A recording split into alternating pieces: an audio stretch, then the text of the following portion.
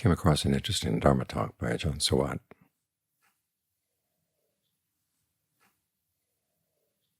In which he reverses the usual order for spreading thoughts of goodwill.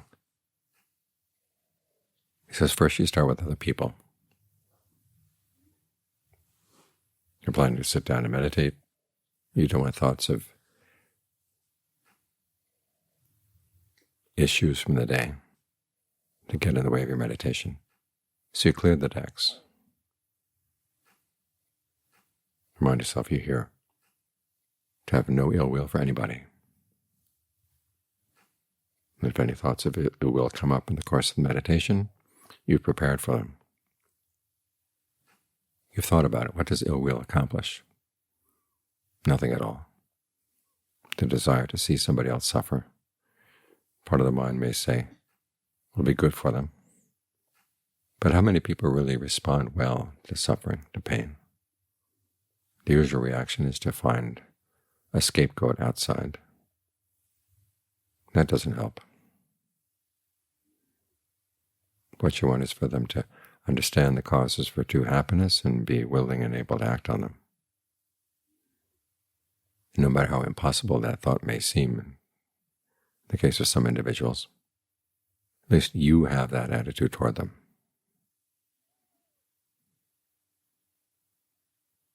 Because that's the best way out of a lot of the suffering in the world. You don't have to settle scores.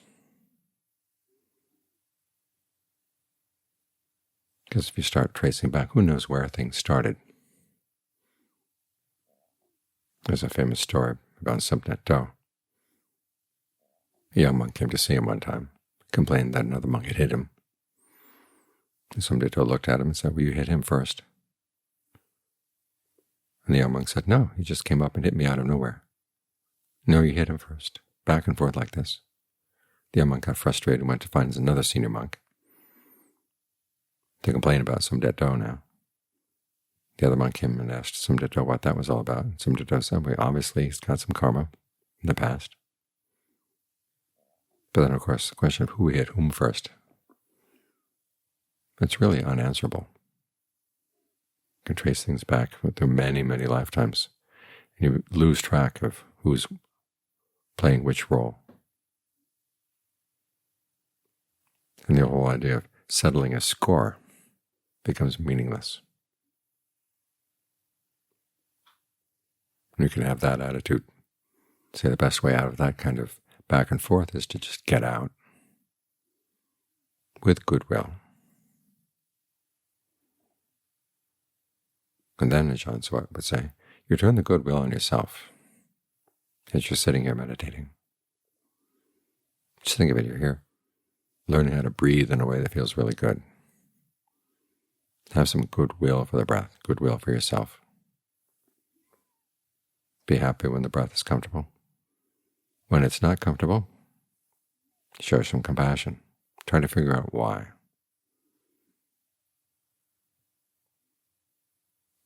Is it the fact that you're putting too much pressure on it? Are you focusing in the right place or the wrong place? What perception of the breath do you have in mind? Is there a perception that can make things easier? We talked about the perception of a sponge, where the breath can come in and out of the body from all directions, and you're aware of the whole sponge. There's nothing in the way. You can also remember that of the various elements in the body, the breath is first. So if it runs into a pain, don't think of the pain being able to hem the breath in. The breath was there first. The breath can penetrate anything. If there's a feeling of pressure someplace in the body, that's not breath, that's the blood or the lymph being pushed around. Those liquids run up against the solid walls of the blood vessels, the lymph vessels. That's why there's pressure.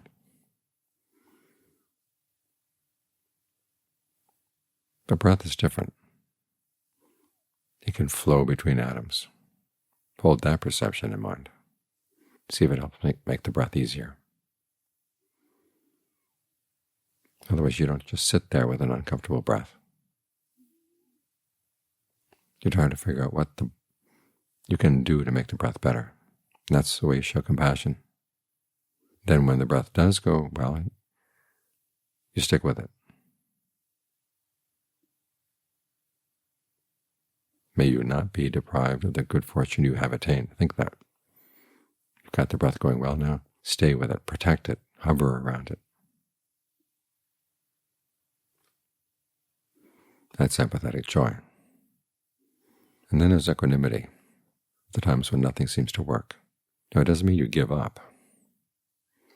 It means if you're going to figure out a solution, you have to be very calm about the whole thing, not get upset.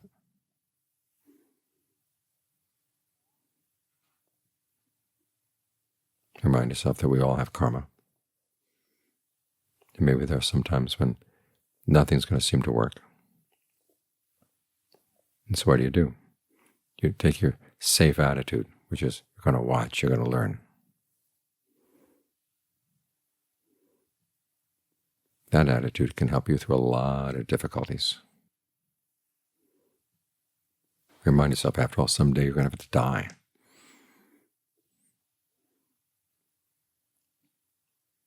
And ideally, you have to approach death with equanimity too. Accept the fact that what's happening, by realizing that there's work you can do. You don't just give up at that point. There are choices that are going to be made, and they'll have long-term repercussions. So you want to be able to make the mind as calm and as steady as possible, and then watch. And see if you can catch something you never noticed before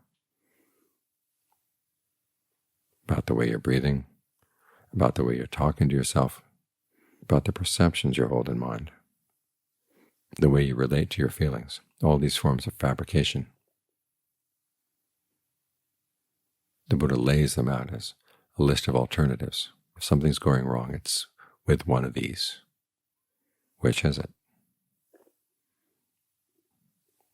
And if you've run through your repertoire of different ways of breathing and different ways of talking to yourself and different perceptions to hold in mind and nothing seems to be working, watch.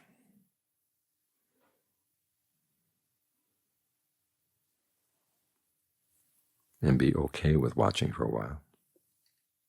You learn a lot of lessons about the Brahmaviharas in this way. One of the most important ones is that equanimity is not when you give up.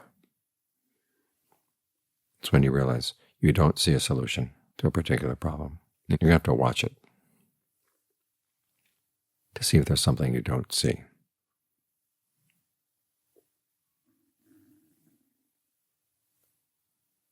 That attitude is useful all around.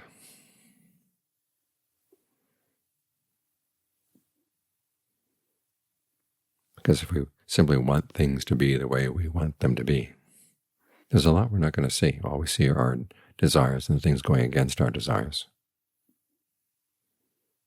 But if you can remind yourself there's a lot you don't understand,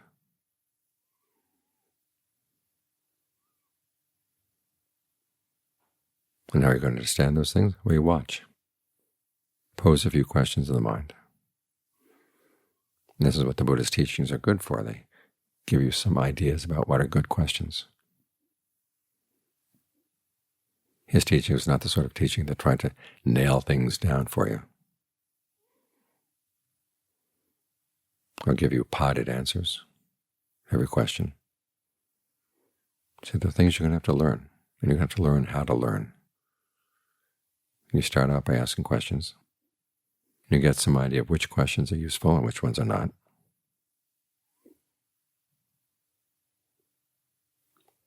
And learn to ask some unexpected questions.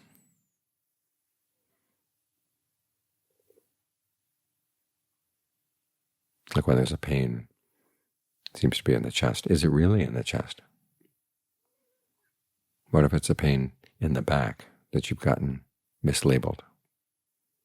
What would happen if you relabeled it?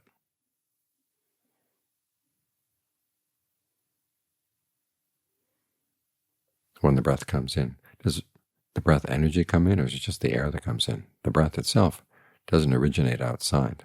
Breath energy, it originates in the body. Can you switch your focus to see where it emanates from, and to make sure that it doesn't run into any restrictions as it spreads through the body?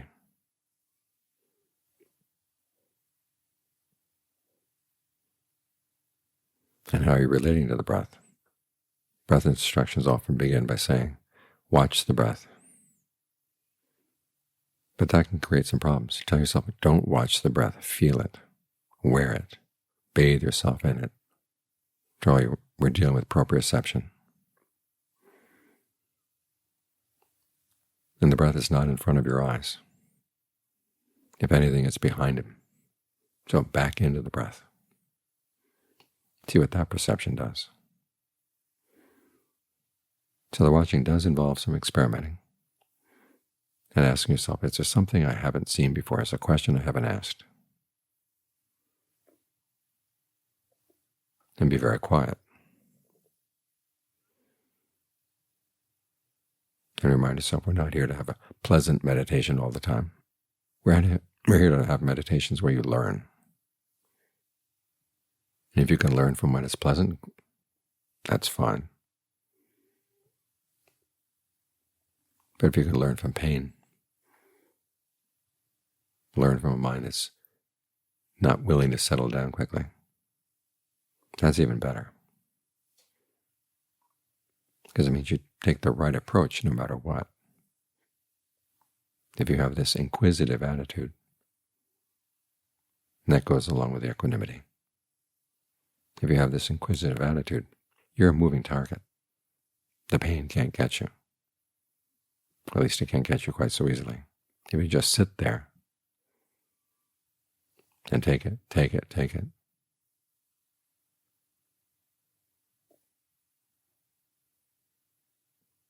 you're just simply putting yourself in the line of fire. So that's another lesson you learn about equanimity. It goes along with being inquisitive. It's not, I don't care. It's, I don't understand, and I want to find out. That kind of equanimity will take you far. So you learn a lot of lessons about the Brahmaviharas by applying them to the breath as you're sitting here. You bring lessons in from outside, and then you gain more lessons inside, and you can take those lessons out and apply them outside as well.